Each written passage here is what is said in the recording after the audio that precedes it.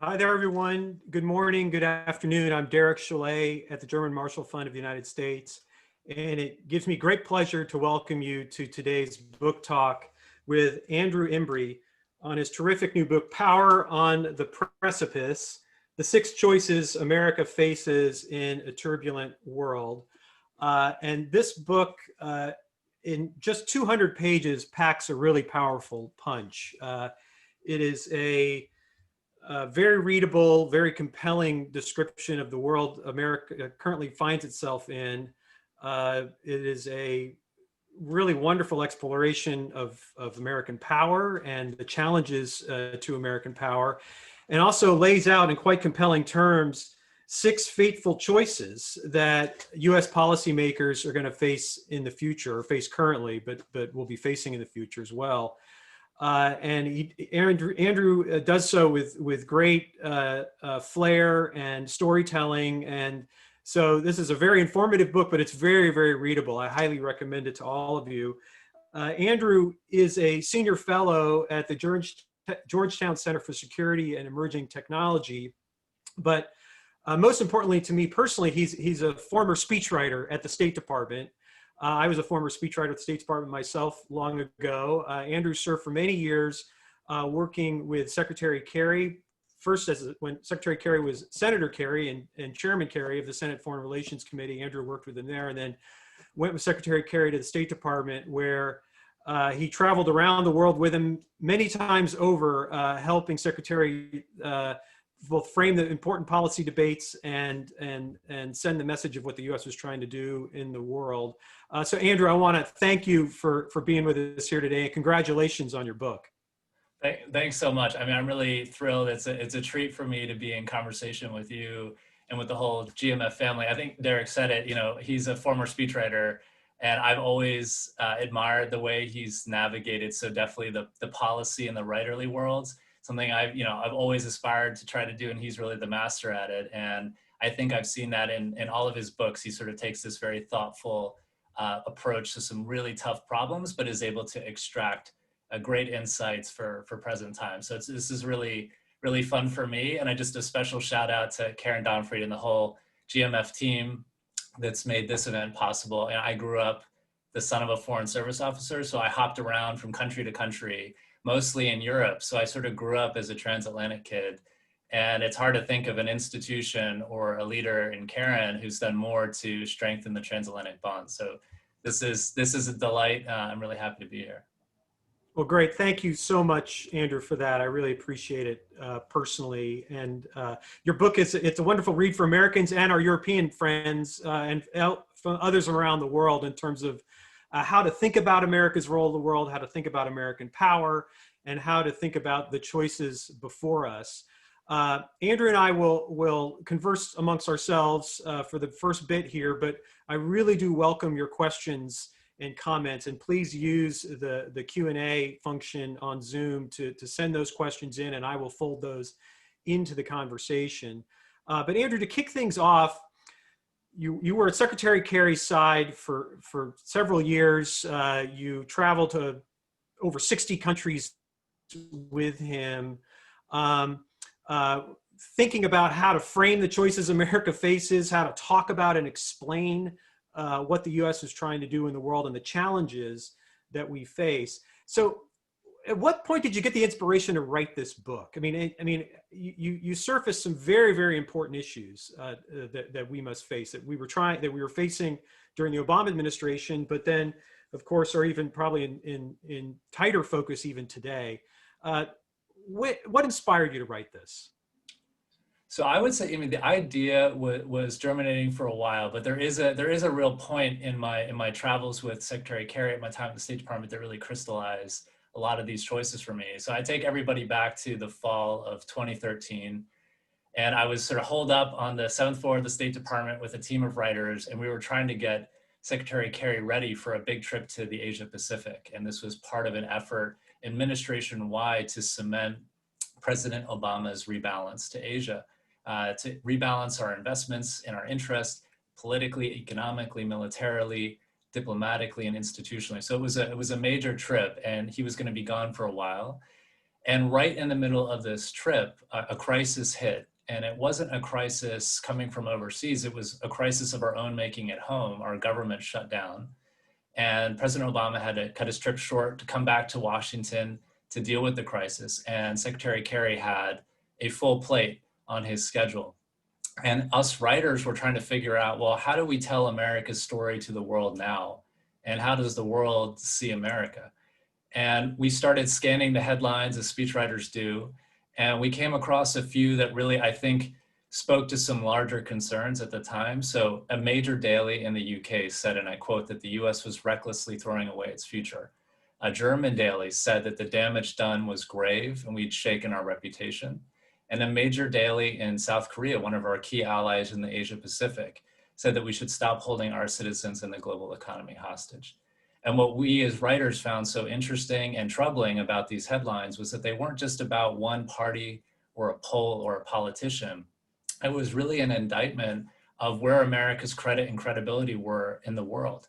And this was a major problem for us, but there were some serious costs with this shutdown. I mean, 800,000 federal workers were furloughed, over 1 million went to work without pay. We had to delay trade agreements and security assistance to key allies. So this was a really tough problem. And for me, to get back to your question, Derek, this really crystallized, I think, a couple major and salient concerns about American foreign policy, namely that our polarization at home is undermining our power and purpose in the world. You know, the way in which we're polarized and gridlocked domestically has made it really tough to come up with bipartisan agreement on major foreign policy problems, which makes for wild swings from one administration to the next, makes it harder to make promises, but also to keep them. And it makes it really tough for us to have a sensible approach to negotiations that isn't maximalist in its demands and all or nothing. We certainly have a hard time drawing lessons learned from the major successes and failures of our recent past. And for me and for this book, I found that it delayed and deferred some serious public debate about the big foundational questions in our foreign policy. So should America be intervening in faraway lands? When, where, and how should it employ force? You know, which allies are worth dying for, and how do we adapt our alliances to new threats on the horizon? How do we shape global economic arrangements in a way that supports a strong and prosperous middle class at home, which is the foundation of our power? How do we manage and shape a deteriorating US-China relationship in a way that doesn't court disaster, but protects our interests and values and still creates room for cooperation on major global challenges? What role for our values in our foreign policy, and what will we do with the big institutional heritage of the 20th century, the rules and norms and institutions that we call the liberal order? You know, what's its future? What's at stake? And so I wrote this book out of an urgency about those challenges, but also a sort of weathered optimism about what we could do and how we could choose a better path. And that's really the book. And the book lays out 6 big choices for the country. And as Derek said, it tries to bring those choices to life with some characters along the way, and then looking back into history to see if we can learn from other countries as well. So, Andrew, I want to get into the 6 choices, but before I do, you start off the book by probing the question of American decline and trying to set the table for these questions that you compellingly argue we face. So I'd like you to talk to you a little bit about that and tell us how you see American power today. As you point out in the book, the decline debate is not new. In 1987, a improbable book was on the bestseller charts for many weeks, The Rise and Fall of Great Powers by Paul Kennedy at Yale.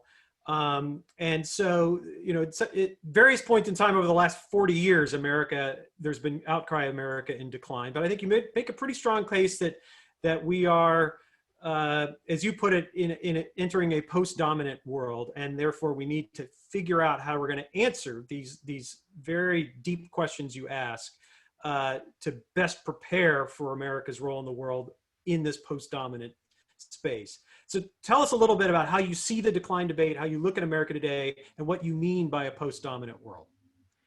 Yeah, I think this is the hardest issue in the book, and something I've wrestled with for a long time. The way I'd put it is that our margin of preeminence is not what it once was. And I think it's sometimes easy to look at the past or through the present and to say to ourselves, well, we were dominant before, and today we don't get our way anymore. And I don't think that's accurate. I think we always struggle. We always had challenges domestically. I mean, even at the height of our power in the Cold War, we had to deal with major reversals at home and abroad. My argument is just that our margin for error is shrinking, our resource constraints are tightening, and therefore we have a different set of choices to make in a post-primacy world. And I think that's going to be requiring a serious investment in understanding the trade-offs. And I tried to take a net assessment approach in this book. I think it's easy to sort of look at other countries, gather data about them, and point out their flaws. But we also have to gather data on ourselves and understand the weaknesses so we can shore them up. And my approach to doing this in the book is to sort of try to have a more nuanced and textured sense of what power is. And so I go into that in some detail in the book, but just to share with listeners today, to give a sense of how I did it. I think power, there's the old saying that it's a bit like the weather, that it's something we're all really familiar with, but it's actually quite hard to understand and pin down on just any one dimension. And so on the question of power, the first thing I'd say is I do think we need to pay more attention to time. So often we take snapshots of the current moment, but we don't look at moving frames. And I think if you look at the relative trends over time, relative ratios and the way they're changing on politically, economically, technologically, and militarily, you start to get a different picture. I think America in the aggregate right now, globally, might look pretty good on some indicators. There's a flight to the dollar. The Fed is still really strong. We still have the largest economy. But the relative trends in key regions like the Indo-Pacific and the South China Sea start to look a little different if you take snapshots over time and see what's happening. So that's one. The other approach I take is to ask, we have a lot of resources, but even more than resources, it's what are your institutional capabilities for converting those resources into lasting political influence? And I think that's a real challenge. Often we spend a lot of time counting and figuring out who has more of what. But I think even more than that is looking at your institutions and looking at what I call the intangibles of power, national morale, your social and economic cohesion, your organizational cultures. These are much harder to measure. But I do think if we pay attention to them, and there's been some great work on this from scholars and policymakers, I think you get a much more textured sense of power. One or two other things I'd say is that I think power is deeply influenced by perception. So it's not just who has more of what, it's also how does the world see you? What is your reputation for resolve, for competence, for proficiency? And I think if you look at America's power today, and then you look at how other countries see America's power, that's also changing. And so we're entering into a new place. I call it a post-dominant world, where I would put it this way, that our influence is not what it once was, in the sense that the rules of the road are less fixed and our power is going to be more contested. Now, I just sum up by saying, I think a lot of this debate happens in the US-China context. And I think we can talk later about how to enlarge that context. But right now, just for US-China relations, I think you could put it like this, that America is a great power in relative decline, but with fundamental strengths. And China is a rising power with fundamental weaknesses. And so it's a really complicated picture. And I think we have a good hand to play. I just don't think we've been playing it as wisely as we could. So that's sort of where I come down on this really difficult question. And I think there are a lot of perspectives on all sides of it. Sure. Well, and as I said, you lay it out very clearly, and you deploy the academic literature in a way that I think is shall I say, user-friendly, where you bring out the best of those debates in a very effective way. Well, so thinking about American power in this post-dominant world, let's get into the choices. And what I'd like to do is briefly walk through, if you can walk through with readers, the six choices you lay out. And we can start with the first one, which is really the question of intervention, as you said, and this question of, what are our core interests versus peripheral interests? I'd like to start by talking about the character that you use to present this question. I should say, Andrew does a very effective job in this book of using, these are stories about people, this big ideas, concepts, questions like power and broad global trends, but ultimately it also comes down to people. And so each chapter starts off with a biographical vignette, which helps set the stage for each choice.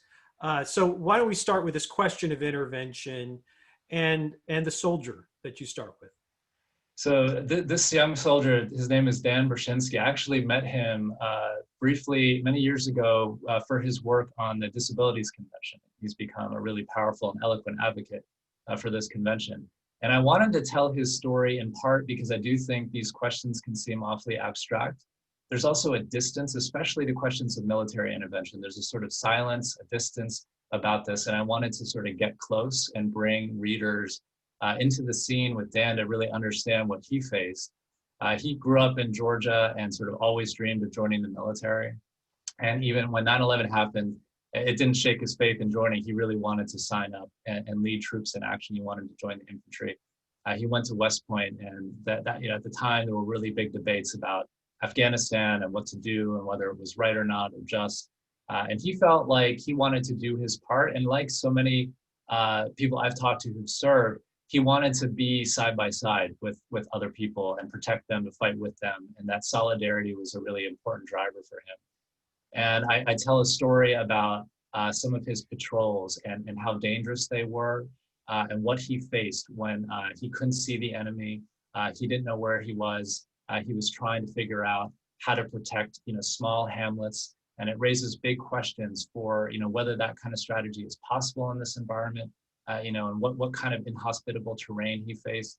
And I won't say the whole story, but he confronted a really terrible tragedy there. And he did it with bravery, and he came back from this experience, and he ultimately ended up in Walter Reed. And one of the first things he said to me was, my eyes opened, and the first person I saw was my dad. And his dad asked him, do you know what happened? And for Dan, I think there was no easy answer to that question. And it really kind of leads into this choice of core or periphery. How involved should the United States be in faraway lands, and with what tools? And where I come down on this is that I do think our capacity for underestimating the costs of getting involved is so common in the historical record. It's very easy to get entangled in the periphery. It's very hard to get out. I think in some ways, the costs are quite usually exorbitant in terms of not just lives lost and treasure spilled, but also in terms of deferred opportunities elsewhere in the world, in terms of our inequality at home, in terms of our civil military relations. What the extraordinary challenge that came through to me in this is that sort of these nation building tasks are sort of gargantuan in their proportions, but also require extreme nuance and tactical deftness to understand local dynamics. And it's often a recipe for getting trapped there for the long term and trying to sort of misunderstand how powerful the forces of nationalism are. And so I take a skeptical look at some of these interventions. But what I will say is one of the dilemmas of this problem, and I sort of try to show this for each choice, there's always a dilemma. It's never clear cut. Like, there are always trade-offs, is that if you leave the periphery unattended sometimes, problems can fester, other powers can intervene and try to gain advantage. If it becomes a failed state, they can host threats that might harm America and its homeland and its citizens. So what do you do? And I also think another complicating factor is not every country sees the core and the periphery in the same way. For one country, the periphery might actually be the core.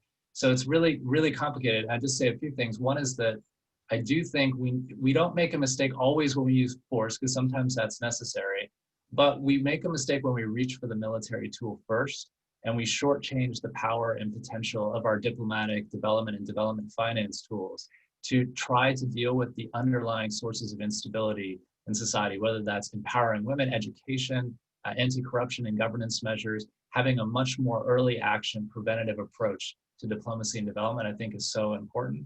And the second point I make just on this question of allies and who sees the core and who sees the periphery is that I think we can talk about this, that there's an interesting division of labor that I think is evolving, where countries who have the comparative advantages, comparative strengths, local knowledge can take the lead with support from the United States, but that the United States can then turn to focus on its comparative strengths and advantages and its core priorities, which may not always be at stake in faraway lands in the periphery. So I think it's about recognizing primary and secondary interests and not entangling them so closely that we make misguided decisions. It's really well said, Andrew. And I guess it brings a question to mind, which is something that you don't cover in the book, but I'm just curious, when I was reading this chapter, I was curious to get your take on it, because it's something that I've wrestled with, having also served in the Obama administration. And that's the handling of Syria. Because on the one hand, I think if President Obama read your chapter, he would probably agree with most of it and say that that was largely the rationale for his deep hesitation to get militarily involved in Syria, understanding that it carried real costs and risks. And I think I debate myself on this issue. What the wisdom or lack thereof of the handling of Syria since 2011. I'm just curious, as you were writing this chapter and thinking about this question so deeply, generally, how this in your mind applies to that case that was undoubtedly the most difficult one that the U.S. has faced in terms of intervention or not since the Iraq War in 2003. I mean, the first thing to say is it's just a complete tragedy, and your heart aches for this problem, and there are no good answers, and I feel like I will have whatever I say will be insufficient. And I think people like you and our senior leaders did noble work and did their very best. And I think a lot of these decisions around Syria were 51-49 decisions, very difficult challenge. One thing I'd say is going back to the point about preventative work in diplomacy and development. I think a lot of the context for these crises, if we enlarge the scope, is civil wars, fueling a lot of these longstanding problems, exacerbated by stressors like climate change. And so I think, one approach that the United States can try to take out of this is, what are some of the ways in which we can try to spotlight these early warning signs, invest in climate resilience, invest in governance measures, to try to prevent these civil wars from exploding in the first place, which have proved so ensnaring across the Middle East and other parts of the world. The second thing I'd say is, my instincts are that, that President Obama's caution and judiciousness, were appropriate in the sense that this is just such a difficult problem. It's hard to see where our leverage was. It's hard to see how we could try to outmatch other countries in this, and where we could really try to turn the tables. Now, the challenge that I found in looking back at this is that ultimately it is an extraordinary humanitarian disaster, but it also had real strategic implications. And we saw this in the way in which it destabilized our European allies and partners, and it's inflamed tensions in the region. So what do you do when it's not just a humanitarian disaster, but also a strategic challenge of the first order? My only sort of unsatisfactory answer is that I think there were some steps along the way where we could have tried to build even more leverage. I think, what's hard is that if you don't do enough to solve the problem, but you're still engaged enough to keep it going, I think it's a really difficult middle ground to be in. So we, can look back and try to draw lessons about where was our leverage at which points, early on in 2011, 2012, 2013, where did we have a moment to try to build more leverage so that we could push for a diplomatic solution and a transition in a way that might have tried to deal with prevent some of the additional bloodletting and loss that we saw. I think down the road, when you get to these really difficult points where Russia had already intervened, was controlling the airspace, and we were in a really tough spot, what more could we have done on the humanitarian front and with our allies in the region to try to deal with that problem even more? I ask myself those questions all the time, but it really goes back to connecting strategy with resources and objectives, and it's a constant tussle and no good answer really. Yeah, well, I agree, and I think that your book, I think, very correctly points out, and your discussion of this general issue of intervention points out how there are no easy answers, and the management of risk is probably the hardest job that any president has. Speaking of hard jobs, the next question you tackle really is the fundamental one. It's what Dwight Eisenhower called the Great Equation, which was what we invest here at home, and the investments in the now and in the future, our security, and what we can afford. And in your book, you describe it as the butter versus guns debate. So if you could talk a little bit about that and how you see that choice before us. So for this choice, I tell the story of Arati Prabhakar, who is director of DARPA, the Defense Advanced Research Project Agency, famous for creating the precursor of the internet, ARPANET. And she's a great innovator and pioneer of AI and biotechnology. And she has an extraordinary upbringing and story. And one of the interesting parts of that tale that I tell is that she initiated a program called Safe Genes. And this was an effort to try to deal with the emerging revolution in biotech, because one of the jobs of JARPA is to prevent technological surprises from our competitors, but also to create them for ourselves and to harness the best. And the Safe Genes program was an attempt to do that. You know, the same technologies that can help you contain infectious diseases can also allow terrorists to spread them. And so the risks of bio-error and bio-terror are very real. And their effort was, well, if you're going to use genomic therapies to try to cure cancer or blindness, what if there are what's called in the jargon off-target effects? You know, there's no off switch for a gene editor. So how do you make that more controllable and reversible? And she tells interesting stories about how innovation has changed and how they've tried to manage this problem.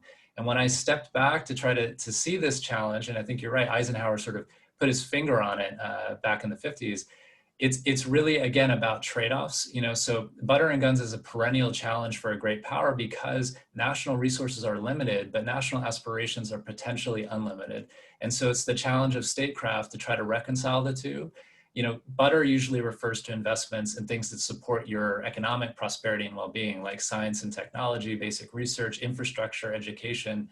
And guns tends to refers to, you know, how do you bolster your military strength? How do you make sure that you're strong for the future? And we need both. It's not an either or choice. It's about calibrating. It's about finding the right balance between them. I think if you write that balance well, it's a recipe for long-term productivity growth, which is in a sense the foundation of your long-term military power. And if you get it wrong, I think it's a recipe for decline. And the question is, are we striking that balance correctly today? And where I come down in this chapter is, you know, I think on the military side, we have to think about a whole new set of modernized capabilities and investments so that we have sustainable deterrence in key regions. That means turning away from some legacy platforms, which are always tough to do politically, but also strategically and financially. And it means investing in new kinds of capabilities, whether that's operational concepts for unmanned undersea vehicles, long-range air power, cyber, C4ISR. There's a whole range of capabilities that we need. Then the question is our national toolkit properly balanced? Are we investing in diplomacy and development the way we need to ensure that America is strong for the future? And I go into a lot of detail about where our diplomacy is today and how we can shore it up. Let me say one thing about this balance, which is that I do think we have a set of metrics for diplomacy that create a much higher bar for success that it has to clear than for military action. And that makes it awfully difficult to try to prove this case. Even more, I think our diplomats toil and work their best in the background, often invisibly. And so your success, the case that you make for diplomats is often resting on counterfactuals. You know, the arms races that didn't break out, the crises that didn't happen, the food insecurity that was averted. And so it's really puts a premium on our narrative capacities as a country to tell that story, to tell the great American journey on diplomacy and development. I think there's a great story to tell there, but it means doing it not just around elections, but all the time across the country, using simple language and telling vivid stories about what our diplomats did. And you know, Derek, I know you've worked with so many of our finest diplomats, and you've led so many diplomatic negotiations. I'm full of admiration for our diplomats and how hard they work. And I want to be I try to be a small part in this book to tell that story.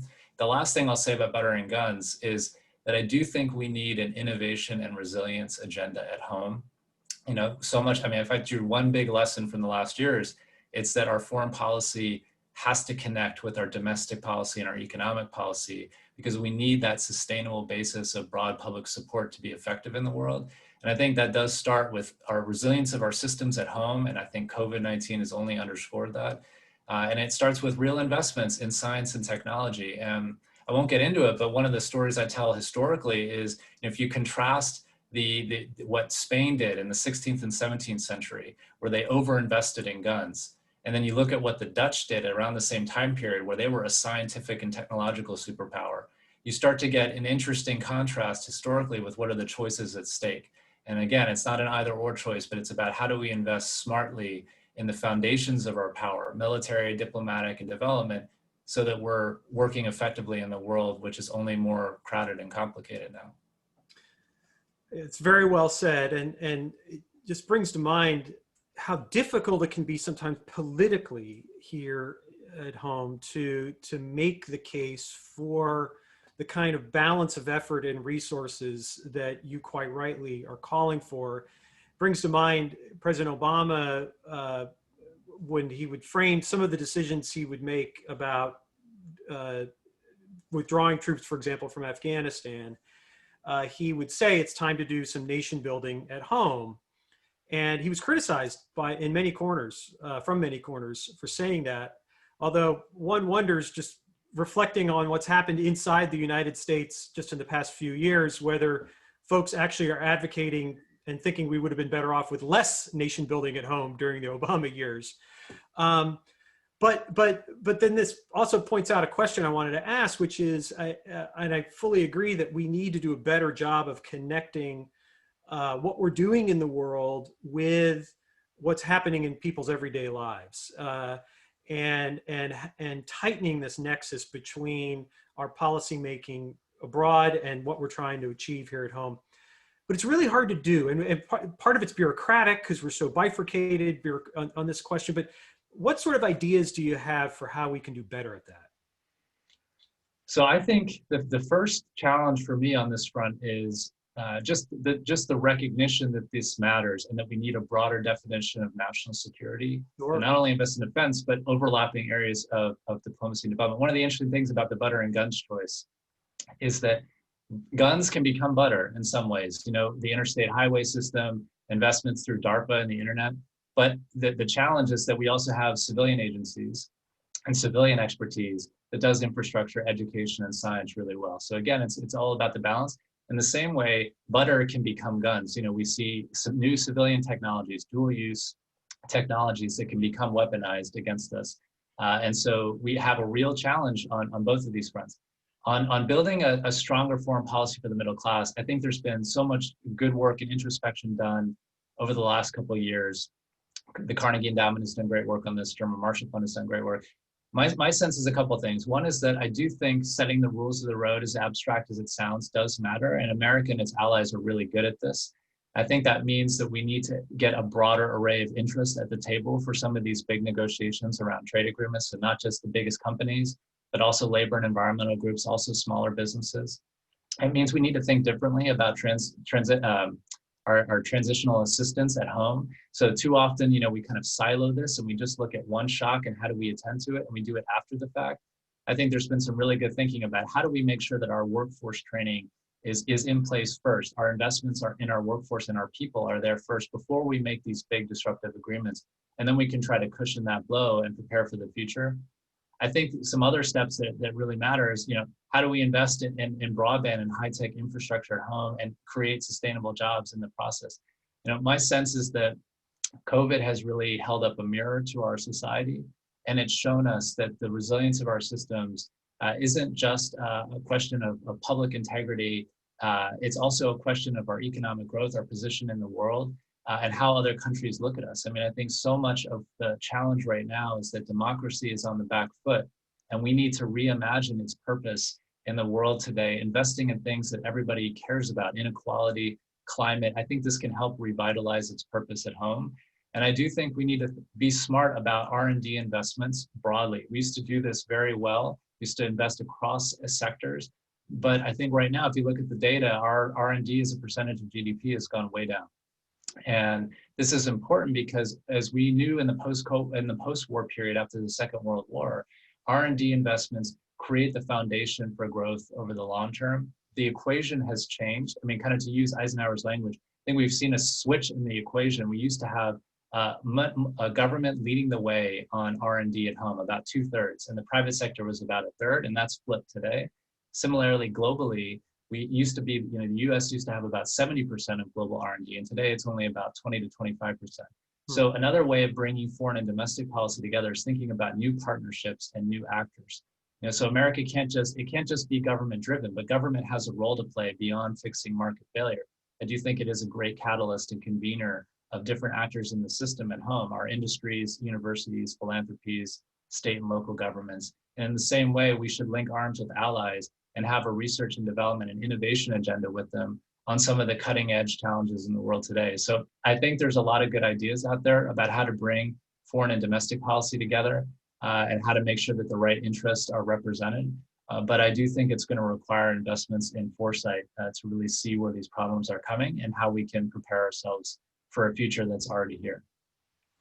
Yeah, and it's a really good point. And just your comment on the COVID crisis forcing us to rethink security. I mean, I would argue that if you measure the damage done by the number of people killed, close to 200,000 Americans, the damage to our economy, the disruption to our social lives, that has done far more than any conventional power could have accomplished in 6 months.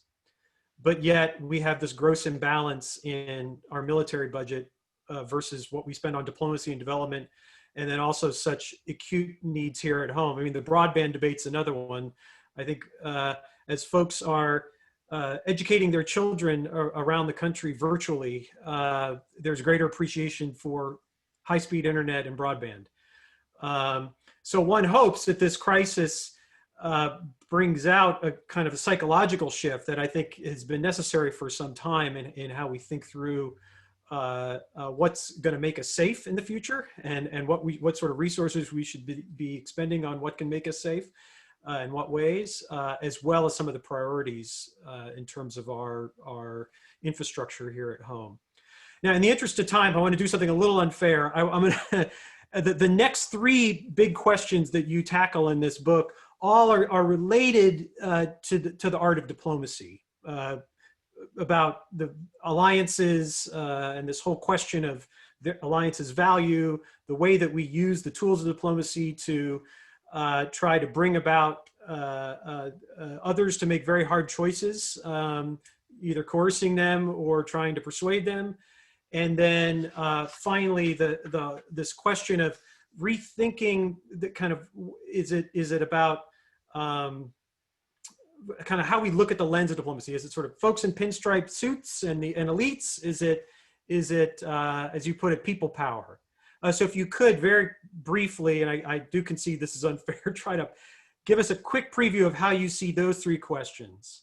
Sure. So on the question of alliances, I would just say that I think we need to recognize publicly that these are assets, not liabilities. And I think too often we put our alliances on the cost side of the ledger. You know, we say, well, we're paying this, we're paying that, we're supplying fuel here. But they've really, really magnified our influence over time. I told the story in the book of the Habsburg Empire's extraordinary alliance diplomacy. But then I fast forward to today and talk about one of our great diplomats right after 9/11. And the work that he did to try to marshal NATO. And when Americans woke up on September 12th, they got to see that our allies were there with us. And that act of solidarity is really important in a world where we have to navigate post-primacy currents, where there are global challenges that we can't meet by ourselves. But even more, I'd say, where some of the threats are coming in below the threshold of military conflict. You know, we're seeing, challenges in the information space, which presents its own asymmetric challenges, and on which I think the German Marshall Fund has done some incredible work. We see it in maritime security, economic coercion, and these kinds of challenges don't always lend themselves to a military tool first approach. And I think diplomacy is one of our most credible tools for trying to deal with these challenges on the foundation of strong defense, but you need a sharp diplomatic tool to be able to deal with these challenges effectively. And so on the alliance question, I just say that they're really important, but they need to adapt to these new threats on the horizon. I think part of that is going beyond debates around 2% of GDP and thinking more creatively about how do we harness our comparative advantages, how do we evolve new divisions of labor, and how do we make sure we have compatible capabilities. Our allies absolutely need to do more, but we need a new vision on offer about how we can provide positive leadership for the 21st century and meet new challenges. So the alliance choice is really that question about how they adapt, how do we build public support for them, and how do we evolve not only greater resilience at home, but greater solidarity among democracies in the world to set the rules of the road for the 21st century. And this sort of ties into this choice of persuasion or coercion, which is really a choice that's different from whether you intervene in faraway lands. It's about how do you manage rising powers. It's always a challenge for countries to navigate these turbulent waters. And my brief take for listeners is that I do think, we've had a long running debate about the merits of engagement. And some people think we need to move to a much more confrontational approach, sort of containment style approach. My view is that I think there's a wiser middle ground, which is a shaping strategy. I do think that we can shape the environment into which China rises with wise investments. We can link arms with our allies to set the rules of the road, but also to empower other countries to promote in Asia, for example, a less China-centric regional order with a new kind of equilibrium. We can set the rules of the road for new technologies like 5G and AI, and we can have those high standard trade agreements, but high standards for labor and the environment that support our middle class at home, but also create a context for countries to rally to our side. So there's so many things we can do to provide a shaping strategy for this environment. And that's really where I come down on the persuasion or coercion approach. And I tell the story there of another great diplomat who's implemented this on a different challenge. And I reach back into history to say how did the English manage the changing balance of power in the 19th and 20th century? And then the challenge I'll say is there's always a question of what do we do with this thing we call the liberal order. And I think it feels awfully abstract at times. And I do think, going back to our storytelling conversation, this is a challenge where the construct of the liberal order means something historically and analytically, but in terms of our public rhetoric, in terms of the story we tell about the world, we have to make this real for people and for voters, and to show how some of our investments in these institutions have helped us solve some really big problems before they come hit us at home. They've helped us try to make sure that Ebola in West Africa didn't become a global pandemic that shut down economies. These institutions help us manage global financial imbalances, make sure that cyber threats aren't crippling our businesses. If you care about the food that you buy or the products that you buy, and you want to make sure that they're not made with human trafficking, our diplomats and development experts work on that too. And so some of the story I tell in the chapter about this order that we've built is, how did it come to be? Why does it matter? And how do we shore it up in a world that's really changing and putting pressure on our domestic systems? I'll just close with this one point, which is Secretary Kerry once told me that people aren't going to fall on their swords for an idea. They need something that they can see and touch that makes their lives better. And so I think that the challenge for so many who care about this is, how do you connect some of these big investments that we've done for 70 years that have served us so well? How do we adapt them in new ways, not just go back to the status quo ante, but also tell that story in a way that really gives people a sense of our mission and purpose in the world? Well, Andrew, that leads us into some questions that we've received from our viewers here, and just picking up on that point, we have a couple questions that get to this issue of, frankly, the receptivity that the American people have to this kind of message, and whether acknowledging that in a democracy we need the public to support this kind of policy, but yet we're not having debate right now that seems to be reflecting that. And then relatedly, it comes down to trust in our institutions, trust in our government officials, trust in the information we get. And it seems to me so much of this requires addressing political polarization and restoring public trust in institutions. And I'm just curious, you've made a very compelling case in this book for the kind of foreign policy we need, how you see those issues, both of the receptivity to these kinds of questions, but then also the trust deficit that we face in public life here in the United States. I'm really glad this question's on the table. I think that the two are intertwined, sort of the receptivity to the message and social trust. And to me, it is why I started with this point about polarization, because I do think in some ways this is the first problem, because if we don't solve this problem, if we don't find a way to mitigate and manage it, every other problem becomes more difficult. We can't act on climate. We can't try to extend healthcare for everybody. We can't shore up our power for the long term. And so this is another challenge where there are, I think, actually lots of answers on the table. So, there's some really good work done. How do we deal with gerrymandering and money in politics? Ranked choice voting and multi-member districts. What are some of the ways that, we can explore how to deal with the gridlock in Washington? I think there are a lot of good ideas on the table. National Service Initiative, all sorts of things. the question is, can we act on any of this? And I think if you go back in our history, there were plenty of occasions, almost like ripe with order building opportunities where we weren't able to seize it because we were divided. And you think about the debates that we had after the First World War. I think many Americans knew what kind of Europe they might like to see, but were we able to implement that? It's not clear. And so to me, you have to try to deal with some of the fundamental underlying problems, whether that's the rising inequality in our society, the discrimination, and we have to try to think about, well, what are some of the ways in which we can attend to that? One, I think, is to try to deal with some of the underlying social and economic problems. So whether that's, workforce training and apprenticeships and, trying to deal with healthcare and wage insurance, and thinking about how we value our workers and who's valuable in this economy and how we think about building a fair and more just economy. I think we, in some ways, had a different kind of capitalism in the 50s and 60s, and we had a sort of more of a democratic capitalism. And I think we can't go back to the past, but the question now is, how do we make sure that this is a much more sustainable model that has more inclusive and fairer growth for everybody to try to attend to some of these problems? One thing I'd say, though, is that we're not purely materialist. And I think Derek, you make a really good point in a recent article from Eisenhower. And he wrote this moving letter that you write about in 1951 to a young Army private, where he said true American objectives are much richer and more constructive than the survival of mere strength alone. I think that the idea there is important, which is that we can't just attend to the social and economic disparities.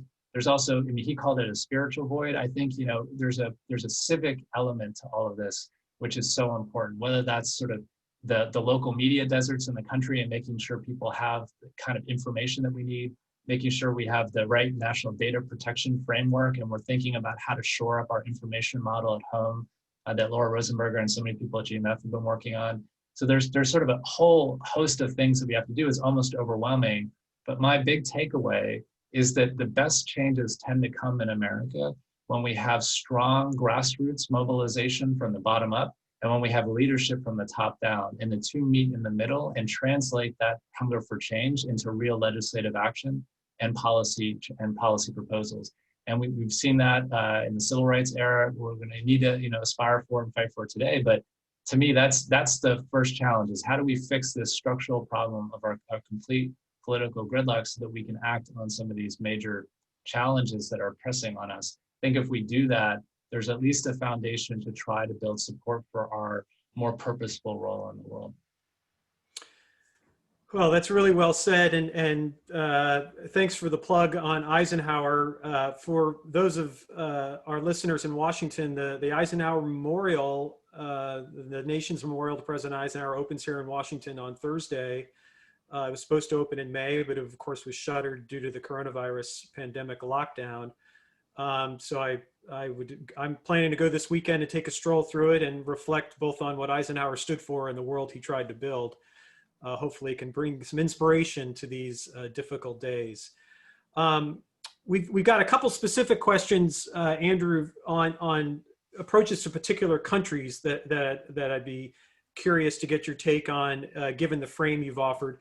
First and most obviously China. I mean, clearly getting to the core versus peripheral interests. I think China is one of the rare areas of bipartisan consensus, it seems. There's going to be debates over how we approach it, but the challenge and indeed the threat posed by China is something that there's wide agreement on, and the US has tried to shift its policies going back now 2 administrations relative to China. So China is one. And the second comes from our former colleague, Ambassador Jones, Deborah Jones, on Libya. And asked an interesting question of how do you, getting the core periphery debate, where would you place Libya in terms of US primary, secondary interests? It's obviously nearer to Europe, Russia and all sorts of regional players are involved. But it's, of course, got implications for US broader security interests. So giving you a couple softballs here. China. Two easy questions. Yeah, there you go. Well, okay. I'll start with China. Thanks to both of the people who asked this question. So on China, I just go back to what I said earlier, which is that I think instead of, we do have sort of a bipartisan consensus forming on China. Now the question is, are we pressing our insights too far? How do we think about the long term? strategic competition here? Are we doing it right with our allies and partners? Are we standing strong for our values? So I'd say, first, instead of letting the competition with China distract us from our purpose, we need to invest first and foremost in ourselves, in our own economic competitiveness and resilience. And that way we have a strong foundation to compete wisely and effectively for the long term, and to compete with confidence. And I think this is really important because, again, the strength of our power ultimately rests on our economic and productive capacity, which can help us build a strong military. And you need that kind of weight and that leverage to lead an alliance, but also to set the rules of the road. And that's the second point I'd make, which is I think something that former Deputy Secretary of State Bill Burns has said wisely, which is that instead of trying to shape the internal trajectory of China, over which I don't think we have a lot of influence and we're unlikely to be successful, we try to shape the environment into which it rises. And there's a whole host of tools that we have available to try to shape that environment effectively. And I mentioned a few of them, but just a few more is, in addition to our core allies and partners, I think there are a whole host of opportunities and possibilities with India right now, with Southeast Asia, and with other parts of the world that we need to do more to revitalize our partnerships there. I think we do need to get back in the game on setting high standard trade agreements and on investment regimes. I think we have a good story to tell there, and we have to do it in a way that supports our middle class at home. And I think we need to invest in a national technology strategy. We need to get back in the game on a whole host of technologies where I think we do have comparative strengths and advantages, but we have to put them into practice. And so a big part of the China challenge is recognizing that it starts with investments in ourselves. It starts with understanding the value that our alliances have. It starts with recognizing that we gain so much from foreign talent, and it's so important to make sure that we harness the talent of the world to stimulate technological competition, but to do it in a way that protects the integrity of our research ecosystems. And I think finally, we have a delicate balance with China to try to deal with how we cooperate and how we compete at the same time. This has always been part of the relationship. It's going to get even harder now. I do think we're going to have to learn how to deal with more friction in the relationship than we have before. But this is going to be a really difficult sequencing to get right. But I do think if we do these prior steps on shoring up our strengths and working with allies, we're in a good position to try to deal with this delicate balance of cooperation and competition. And the last thing I'd say is this order that we built, back in the post-war period, did serve our advantages. It had liberal bargains, it had realist bargains. At times, it was contradictory. But I do think we need to try to reform and revitalize this order, not just go back to the status quo. So, to take a very specific example, that means that the WTO, how do we make this work effectively? How do we reform with purpose, dealing with the appellate judges issue, dealing with the distinction between developing and developed economies, and dealing with a whole new set of rules. And this is what I meant earlier. The US is good at setting the rules of the road. They got to do them now for a new set of challenges, whether that's dealing with currency manipulation, industrial espionage, large concentrations of wealth and harmonizing international tax policies, or dealing with industrial subsidies from China, market access. There's a whole host of questions, but we have to be imaginative about these institutions because I ultimately think they serve our advantage. And the question is, are we going to see parallel structures and institutions more and more over time, or are we going to have institutional change and revitalization within the order that we built? It's a really difficult problem, and certainly on China, there aren't any easy answers. On Libya, Derek, I think you are sort of, I defer to you on Libya, but I look back on this question, and I have a couple thoughts. The first is that I think at the time, there was a concern, at the time of the Arab revolutions, that we wanted to put ourselves on the right side of history, that we didn't want to extend the narratives of resentment against America, that there was an opposition there, and that we thought that they were under real threat, and so we acted. And we looked at Libya compared to other countries. It was a little, not quite as big as some other nation building efforts. It had oil, wasn't landlocked. So there were some favorable parts, but then there was also the challenges. There weren't representative political institutions. There was no security actor on the ground, especially after 2012.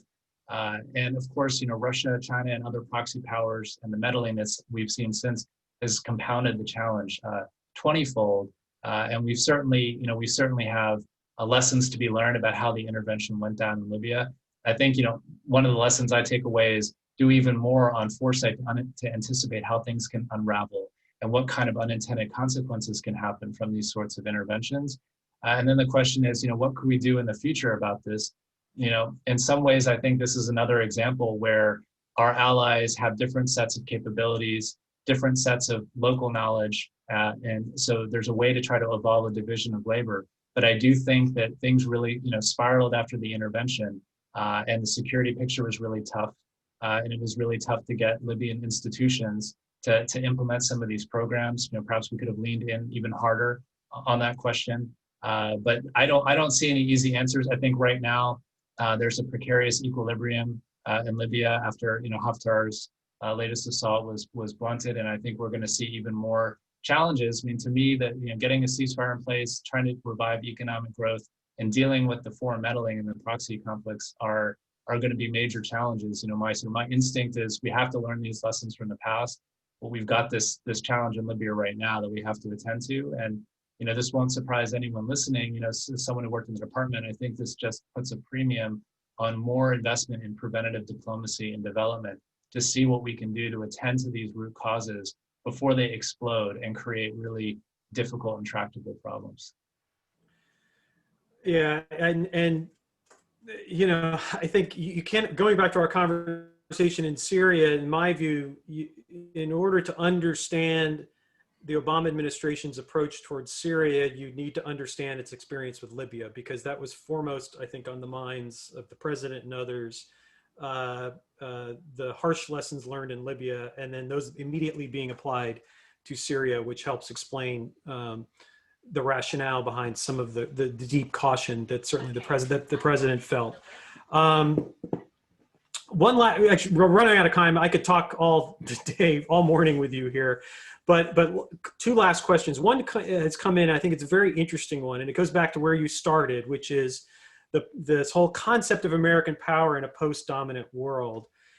And the questioner asks, isn't that part of the problem, is the unwillingness to accept, in the eyes of many Americans, certainly many American leaders, that it is post-dominant, that America isn't in charge, that, I mean, in some ways, this is a misreading of the past, as you note, that there was a magical time when America called all the shots and got everything it wanted and it was all easy. But at the same time, if you think of, again, going back to some of the utterances or phrases that became controversial during the Obama years, things like leading from behind, that any talk that America is still exceptional and great, but yet has to work with others and can't just get everything by snapping its fingers, that politically is a hard case to make. And so in many ways, the very premise is one that is contested. What's your take on that?